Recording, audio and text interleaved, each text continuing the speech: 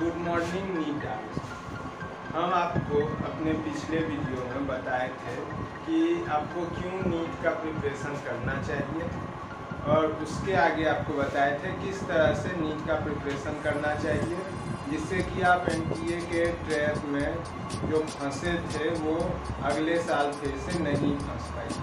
तो आज से आपका क्लास शुरू होता है हमारे नीट कमांडर के चैनल पर।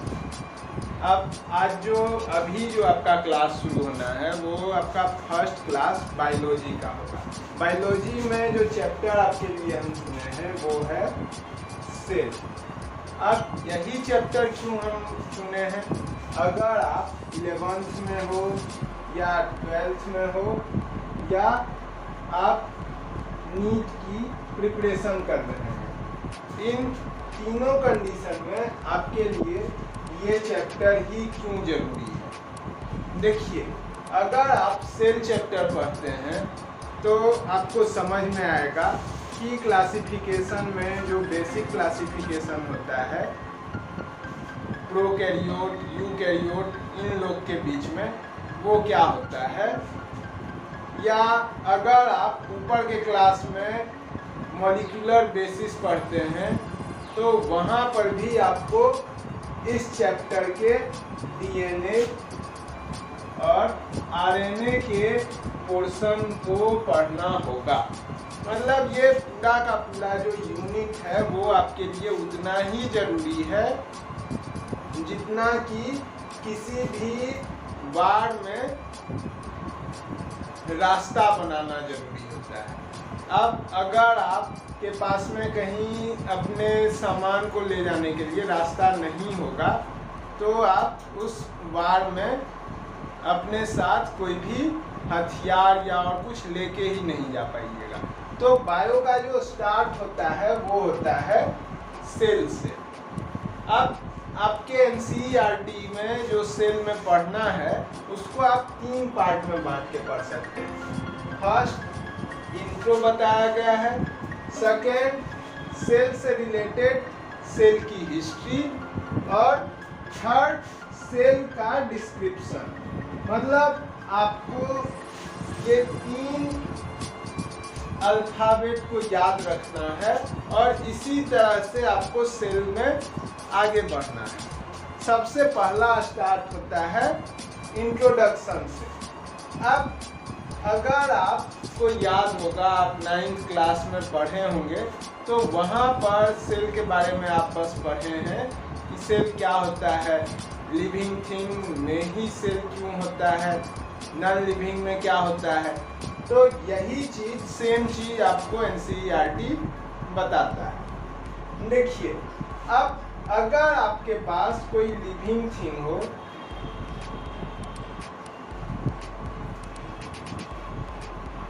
तो क्या क्या को आप बोल सकते हैं लिविंग थिंग। मान लीजिए कोई ह्यूमन है, तो ह्यूमन में या आपके पास कोई एक बैक्टीरिया है, इन दोनों में क्या डिफरेंस होगा। ह्यूमन जो है वो बैक्टीरिया के कंपैरिजन में बहुत ही ज़्यादा बड़ा होता है। ये आपको विदाउट माइक्रोस्कोप दिखाई दे देगा।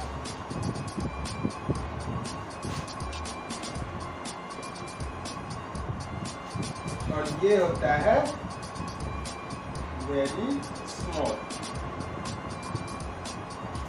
अब ये डिफरेंस क्यों एराइज हुआ, क्यों ऐसा हुआ कि बैक्टीरिया बहुत छोटा है, ह्यूमन बहुत बड़ा है। तो ये चीज़ दोनों में जो सबसे कॉमन चीज़ है वो है कि ये भी बना हुआ होता है बेसिकली सेल का, और ये भी बना हुआ होता है सेल का।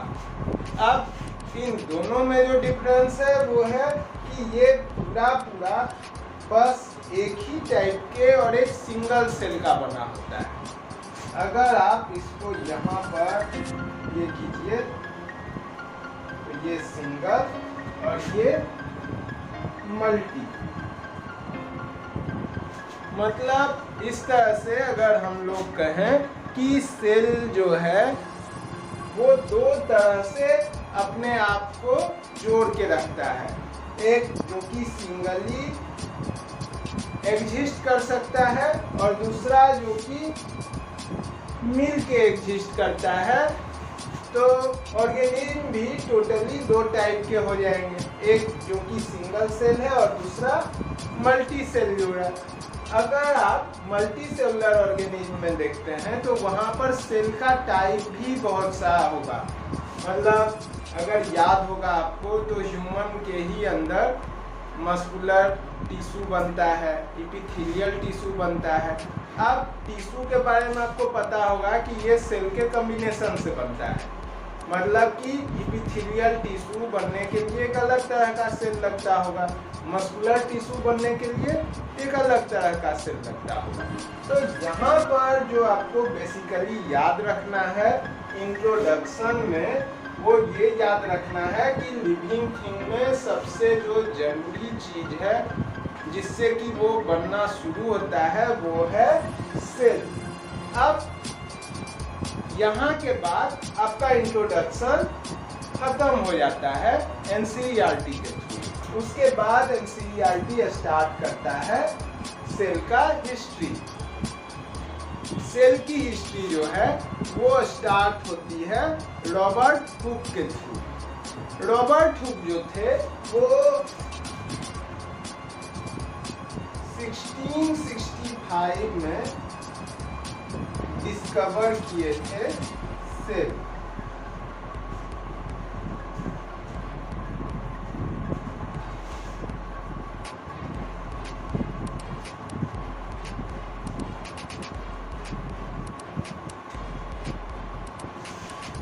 अब ये जो सेल था, ये सेल का एक खासियत था कि ये लिविंग सेल नहीं था।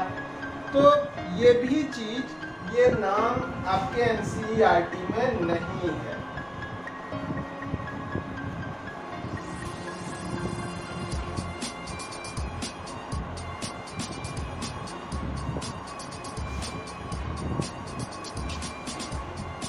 देखिए, जो चीज आपके एनसीईआरटी में नहीं होगा, हम उस सब चीज को अगर आपको बताएंगे तो उसमें हम ब्लैक क्रॉस करेंगे कि आप इसको भूल भी सकते हैं या याद भी रख सकते हैं, क्योंकि ये चीज आपके एग्जाम में नहीं आएगा। लेकिन चूंकि सेल की हिस्ट्री स्टार्ट ही होती है रॉबर्ट हुक के टाइम से, तो हम आपको ये बताएं कि सेल जो है वो फर्स्ट बार रॉबर्ट हुक के थ्रू देखा गया था और ये एक कॉर्क सेल था। उसके बाद जो दूसरा नाम है वो है ल्यूवेनहुक का।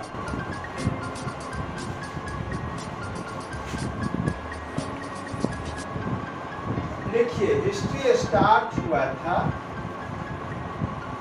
1665 रॉबर्ट हुक और ये था नॉन लिविंग सेल। फिर कुछ टाइम के बाद एक दूसरे साइंटिस्ट थे जो कि 1674 में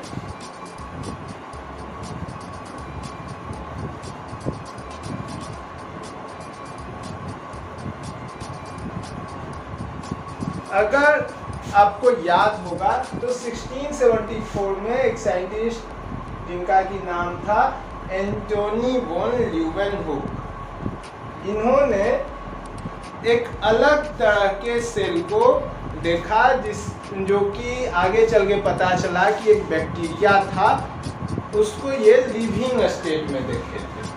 तो लिविंग सेल को देखने वाले पहले साइंटिस्ट का नाम था एंटोनी वॉन ल्यूवेनहुक। और ये चीज आपके लिए इम्पोर्टेंट है। क्यों इम्पोर्टेंट है? क्योंकि ये एनसीईआरटी में दिया हुआ है और एनसीईआरटी हिस्ट्री यहीं से स्टार्ट करता है। तो ये है आपके एनसीईआरटी का पॉइंट। तो इसको आपको एकदम बना के चलना है। अब ल्यूवेनहुक जो थे ये लिविंग सेल देखे लिविंग सेल को ये एक अलग नाम दिए थे, जिसको कि बोला गया उनके through animal clues. Animal clues आपके एनसीईआरटी में नहीं है, तो आप इसको याद रख भी सकते हैं, नहीं भी रख सकते हैं। एनिमल क्लूज के बाद आगे चल के जो माइक्रोस्कोप बनाए थे सबसे पहले रॉबर्ट हुक, ये रॉबर्ट हुक के माइक्रोस्कोप से बहुत ज़्यादा डेवलप इलेक्ट्रॉन माइक्रोस्कोप जब बना लिया गया, इलेक्ट्रॉन माइक्रोस्कोप का इन्वेंशन हो गया, तब एक तीसरे साइंटिस्ट थे रॉबर्ट ब्राउन। और रॉबर्ट ब्राउन जो थे वो डिस्कवरी किए थे न्यूक्लियस का।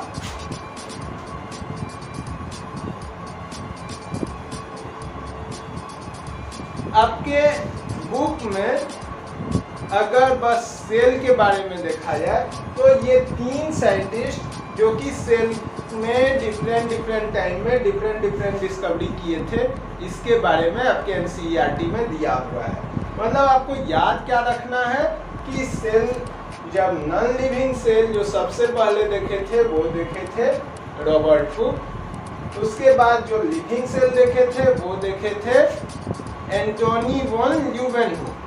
ठीक है, ये थे रॉबर्ट हुक, ये थे ल्यूवेनहुक। उसके बाद ल्यूवेनहुक के बाद जब माइक्रोस्कोप बहुत ज़्यादा डेवलप हो गया, बहुत बड़ा इमेज दिखाने लगा, तब सेल के अंदर में न्यूक्लियस होता है, ये चीज़ बताए रॉबर्ट ब्राउन।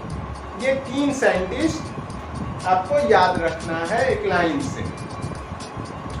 इसके आगे जब सेल के बारे में पता चल गया हम लोग को, तो अब सेल किस तरह से बनता है, किस तरह से सेल जुड़ता है, सेल से क्या हो सकता है, ये चीज़ जहाँ पर पता चला उसको नाम दिया गया सेल थ्योरी। सेल थ्योरी के भी साथ एक इंटरेस्टिंग फैक्ट जुड़ा हुआ है कि सेल थ्योरी तीन अलग अलग टाइम पर तीन साइंटिस्ट मिल के फॉर्मुलेट किए थे। सबसे स्टार्टिंग में जो साइंटिस्ट थे वो थे एक जर्मन, आपको ये चीज़ याद रखना है, इसलिए हम यहाँ रेड यूज कर रहे हैं, बॉटनिस्ट, जिनका नाम था अस्क्लेडेन।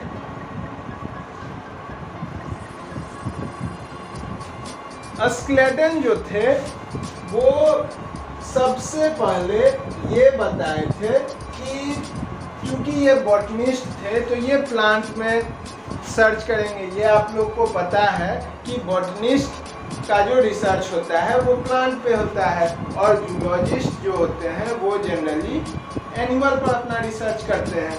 तो जर्मन बॉटनिस्ट अस्क्लेडेन, पूरा नाम आप एनसीईआरटी से ले लीजिएगा, वो आपके लिए पढ़ना ज़्यादा इम्पोर्टेंट है।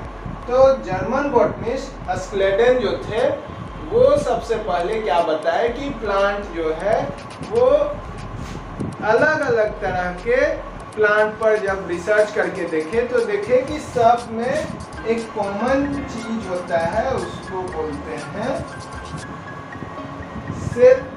मतलब कि हर एक प्लांट में अगर बेसिक लेवल पर जाके देखें तो सब सेल से बना हुआ होता था।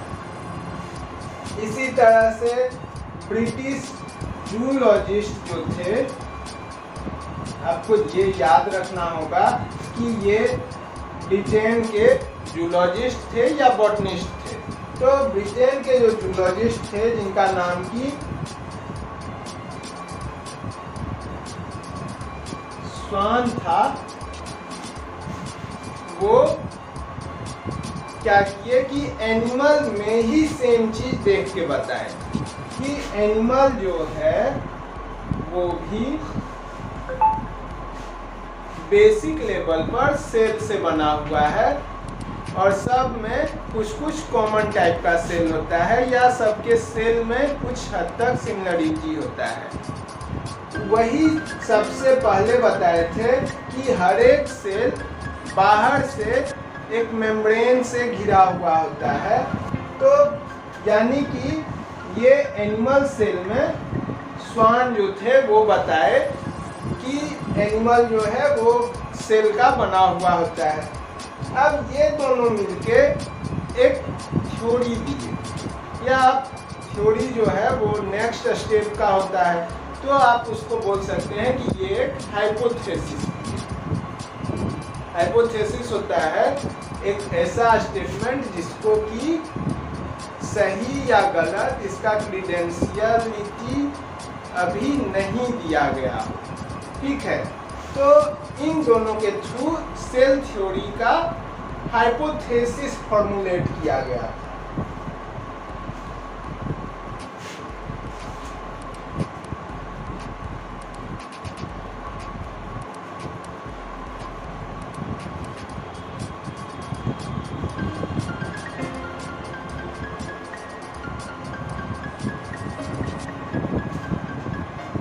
तो जो सबसे मेन चीज है वो है कि सेल थ्योरी पॉइंट जो है इसमें क्या क्या चीज जरूरी है। तो आपको याद रखना है जर्मन बॉटनिस्ट थे, ब्रिटिश जूलॉजिस्ट, इनका नाम था स्लेटन, इनका नाम था स्वान। ये प्लांट में बताएंगे, ये एनिमल में अपना रिसर्च किए होंगे। सिंपल सा चीज है जूलॉजी और बॉटनी से पता लगने पर। तो अब इन दोनों के थ्रू हम लोग को बस ये हाइपोथेसिस मिला था कि जितना भी एनिमल या प्लांट है, जितना भी लिविंग थिंग है वो सेल का बना होता है, ठीक है। लेकिन ये दोनों एक चीज नहीं बता पाए थे कि सेल का बना तो होता है लेकिन सेल कहाँ से आता है। तो सेल के बारे में कि सेल कहाँ से आता है इसके लिए एक थर्ड साइंटिस्ट थे, रूडोल्फ वर्च्यू।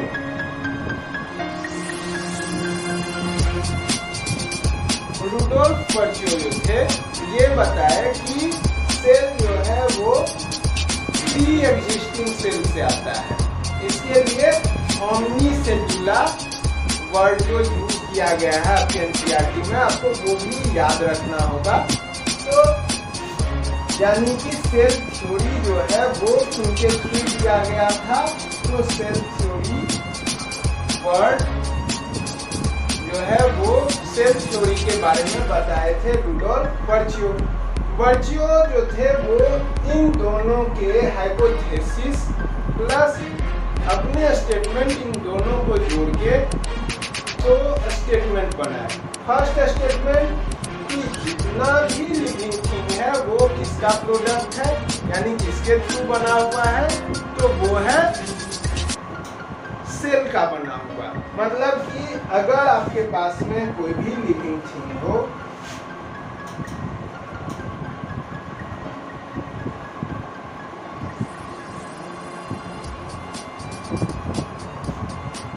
यहाँ पर ये है यूनिसेलुलर, ये है मल्टीसेलुलर। ये दोनों टाइप के एनिमल में कॉमन क्या होगा कि ये दोनों जो हैं वो सेल के बने हुए होंगे।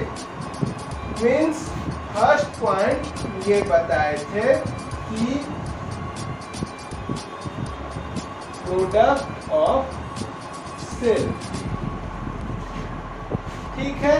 और जो सेकेंड पॉइंट था वो था इनका कि सेल से बने तो होते हैं, अब सेल आता कहाँ से है, तो वो प्री एग्जिस्टिंग सेल का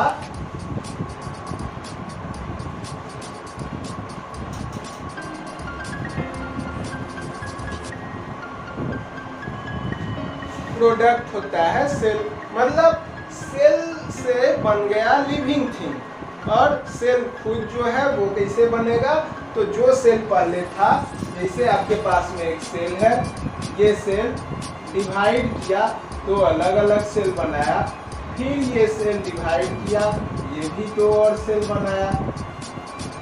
या आपके पास एक सेल है, वो सेल डिवीजन किया, उससे टूट के नया सेल बना लिया होगा। या फिर ऐसा हो सकता है कि यहाँ पर जैसे बर्डिंग बताया गया है कि एक ऑर्गेनिज्म है, उसमें पहले बर्ड बना और ये बर्ड फिर आगे चल के टूट गया अपने पेरेंटल बॉडी से।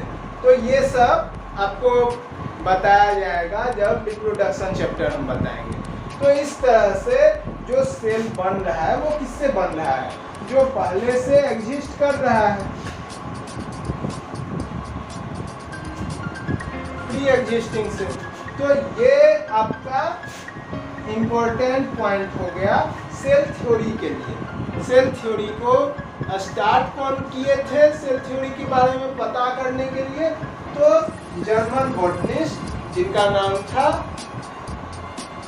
स्क्लेटन या मैथाइस स्क्लेटन, ब्रिटिश जूलॉजिस्ट जो कि थे स्वान, और इन दोनों के थ्रू एक चीज पता किया गया था कि या तो प्लांट हो या एनिमल हो, ये दोनों क्या के बने होते हैं?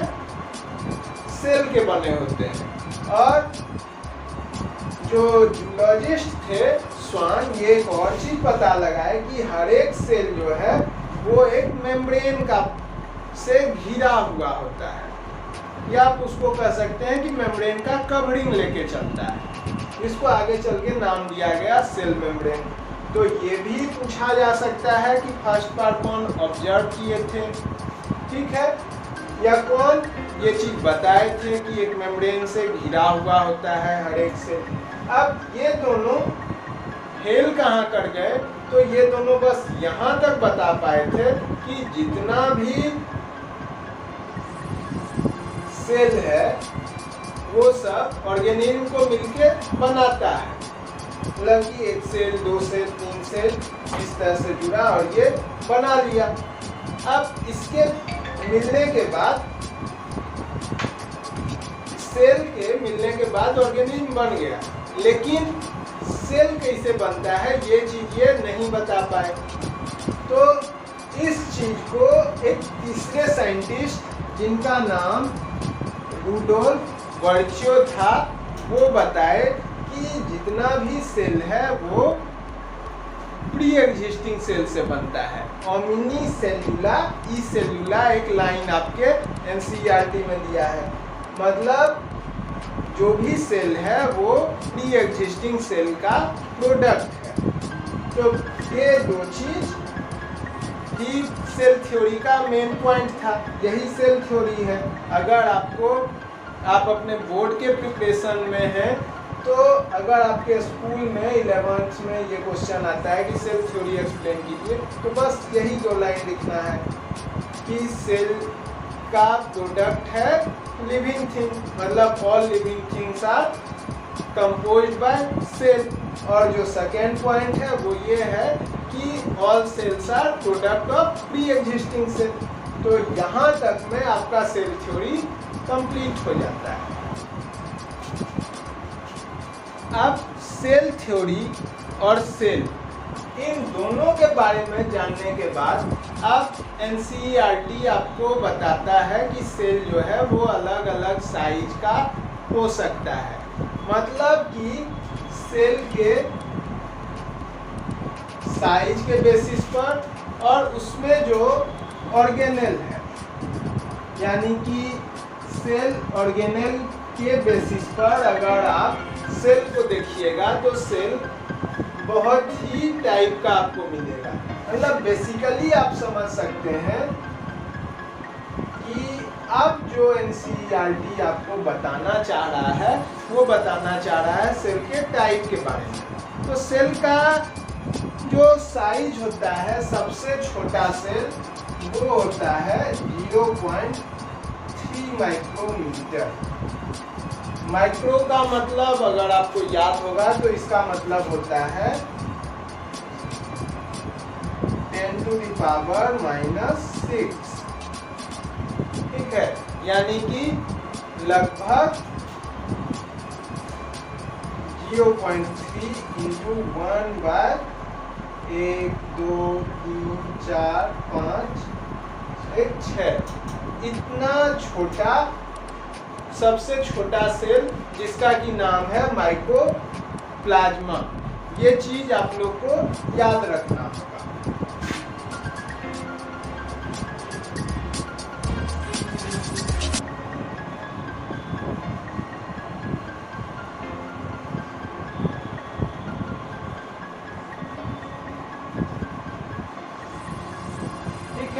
अब ये था सबसे छोटा सेल। अब अगर आप धीरे धीरे करके आगे बढ़ते चलिए तो माइकोप्लाज्मा से थोड़ा सा जो बड़ा सेल है वो हम लोग के बॉडी का सेल है, आरबीसी है। अगर सबसे बड़ा सेल के बारे में देखा जाए तो वो है ऑस्ट्रिच का एग, ये भी आपके एनसीईआरटी में दिया हुआ है। ठीक, अगर सबसे लॉन्गेस्ट में देखा जाए, जैसे देखिए लार्जेस्ट बर्ड और लॉन्गेस्ट, ये दो अलग अलग टाइप में एनसीईआरटी में दिया है। तो यहाँ पर के लिए आपको याद रखना है एक ऑस्ट्रिच का, और यहाँ पर के लिए आपको याद रखना है नर्वस टिश्यू को जो बनाता है, यानी कि न्यूरॉन।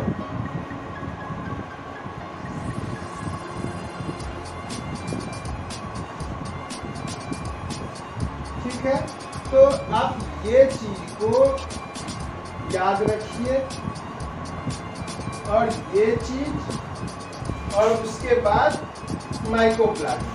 मतलब आपका जो क्वेश्चन इस सेक्शन में बन सकता है वो यहाँ से बन सकता है कि सबसे छोटा सेल कितने साइज का होता है, 0.03, 0.02, 0.01। तो आपका आंसर हो जाएगा 0.03 माइक्रोमीटर। अगर आपसे पूछा जाए कि लॉन्गेस्ट कौन होता है, मतलब इस तरह से लेंथ में अगर देखा जाए तो ये कौन होता है, तो वो होता है न्यूरॉन। अगर लार्जेस्ट देखा जाए, मतलब कौन बड़ा साइज का होगा, तो वो हो जाएगा ऑस्ट्रिच का एग। फिर एक और चीज एनसीईआरटी दिया है, क्वेश्चन उससे भी आ सकता है कि ओनियन पेल जो है, मतलब ओनियन का अगर आप छिलका देखिए और उसमें से आप, अगर आपको याद होगा कि ओनियन का जो छिलका होता है उसके अंदर से आप एक पॉलीथीन लाइक स्ट्रक्चर निकाल सकते हैं। तो उस स्ट्रक्चर के अंदर में सेल वॉल होगा या नहीं होगा, ये भी आपसे क्वेश्चन आ सकता है।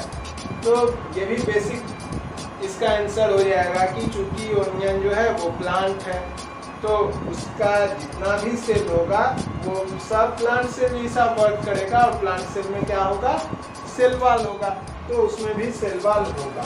मतलब यहाँ तक में आपको पूरा ये चीज याद रखना है कि सेल कितना टाइप का होता है, क्यों ऐसा होता है।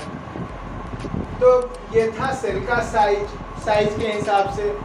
उसके बाद आपको सेल का स्पेशल टाइप का स्ट्रक्चर भी एनसीईआरटी में दिया है।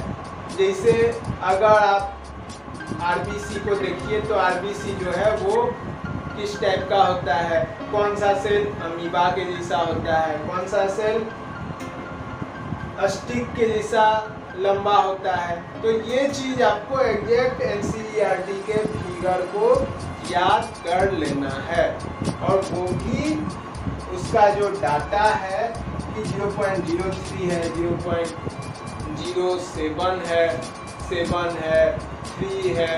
तो ये सब कुछ को आपको याद रखना है। एक चीज कॉमन है कि सब माइक्रोमीटर में ही होगा, ठीक है, मतलब सब माइक्रोन में दिया होगा, क्योंकि ये सब बहुत छोटा है। अब इसके बाद एक और जो टाइप है उसमें बेस्ड ऑर्गेनेल के हिसाब से कि आपके पास में 2 सेल है, मान लीजिए एक सेल इस टाइप का हैं और एक दूसरा सेल यहाँ बनाते हैं। ठीक है, देखने में दोनों से कुछ हद तक एक जैसा लग रहा है। अब कुछ चीज जो कि इस सेल में है और इस सेल में नहीं है, ये सेल अपने पास में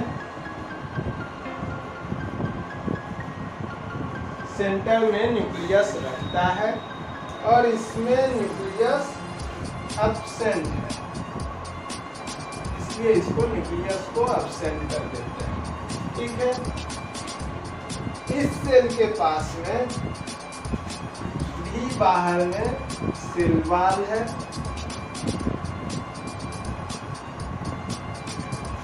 ये सेल बेचारे के पास में सेल वॉल नहीं है, इसके पास प्लाज्मा मेम्ब्रेन, यानी कि इसको आप सेल मेम्ब्रेन भी बोल सकते हैं, वो है इसमें। ठीक है, इसके पास में माइटोकॉन्ड्रिया नहीं है, माइटोकॉन्ड्रिया एब्सेंट है, और इसके पास में माइटोकॉन्ड्रिया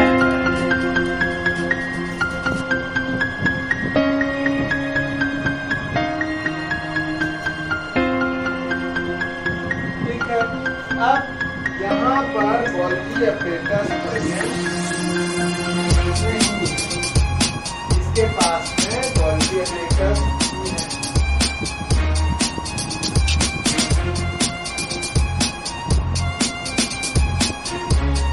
अब ये से अगर आपको कुछ आइडिया लग रहा होगा तो इन दोनों में जो बेसिक डिफरेंस आ रहा है वो ये आ रहा है कि इसके पास में हर एक सेल ऑर्गेनेल में हम क्या बोलते जा रहे हैं, एब्सेंट है, ये भी एब्सेंट, और यहाँ पर ये वो सब चीज को बनाते जा रहा है, इसके पास में वो सब कुछ है। तो ये जो डिफरेंस है ये आपको अगर देखा जाए तो ये पहले बना होगा, क्योंकि एकदम प्रिमिटिव टाइप का ये है, इसके पास में बहुत चीज कम है, और ये एकदम एडवांस टाइप का है, इसके पास में हर एक काम के लिए अलग अलग कंपार्टमेंट है बना हुआ। तो ये थोड़ा एडवांस टाइप का डेवलप्ड सेल है। तो ये हो गया यूकैरियोटिक और ये हो गया प्रोकैरियोटिक।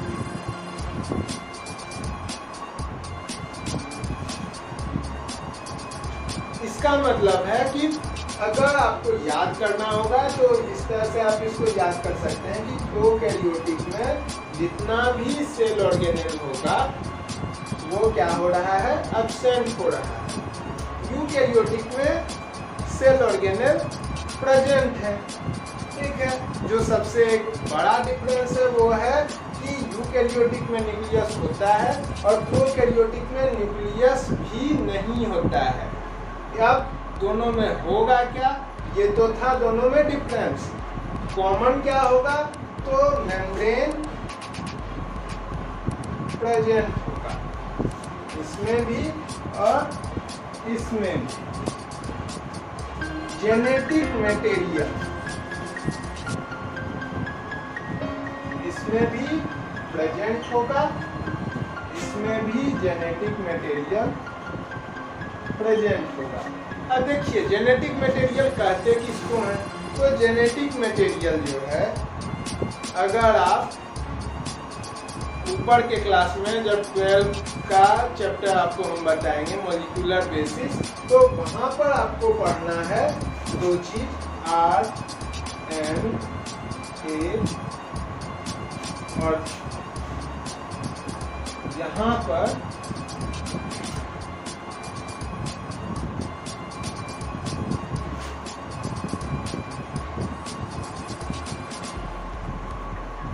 देखिए होता क्या है, आरएनए जो है वो डीएनए को बनाता है और डीएनए से आरएनए भी बन सकता है, मतलब दोनों एक दूसरे से बन सकता है।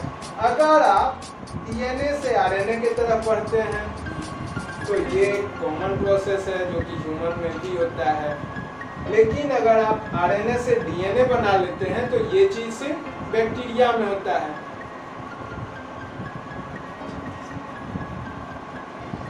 तो अब ये हो गया आपका जेनेटिक मटेरियल दोनों में प्रेजेंट होगा। जनरली बैक्टीरिया में आरएनए होता है, कुछ कुछ बैक्टीरिया में डीएनए भी होता है। आगे चल के आपको बढ़ाएंगे कि किस तरह से किसी भी बैक्टीरिया में एक स्पेशल जगह होता है जहाँ पर कि एक्स्ट्रा सेल्यूलर डीएनए उन लोग में प्रेजेंट होता है, जिसको कि बोला जाता है प्लाज्मिड। इस प्लाज्मिड का यूज हम लोग सब बायोटेक्नोलॉजी में बहुत ज़्यादा करते हैं।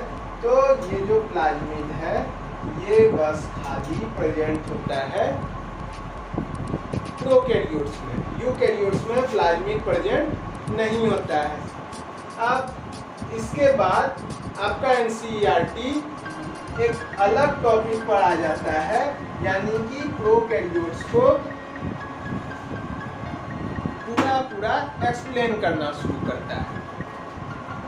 तो आज के क्लास में हम लोग यहाँ तक को ही डिस्कस करते हैं। अब इससे बेस्ड जो आपको क्वेश्चन बनाना है आज, जो चूंकि हम आपको बोले थे कि आपको 3 चीज लेके चलना होगा अपने साथ। पहला, एनसीईआरटी को आपको लाइन बाय लाइन अपने अंदर बसाना होगा सॉन्ग के जैसा। सेकेंड, उस पर बेस्ड क्वेश्चन बनाना होगा, मतलब ना ही उससे ज़्यादा और ना ही उससे कम। और तीसरा, ये दोनों चीज़ को आपको कंसिस्टेंट होकर करना होगा। तो आज हम आपको जहाँ तक बताए हैं वहाँ तक का क्वेश्चन आपको बनाना है। अब ये क्वेश्चन आप कहाँ से बनाइएगा, तो इसके लिए आप और टेलीग्राम पर आपको सर्च करना होगा @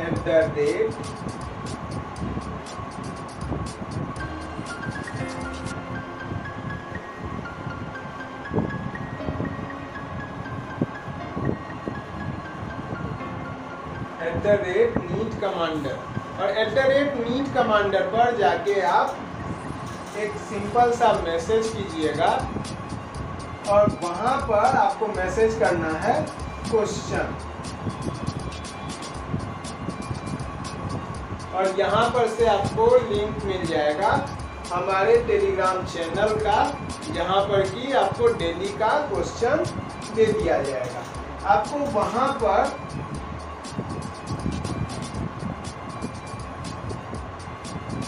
आज का फर्स्ट DPQ बायोलॉजी का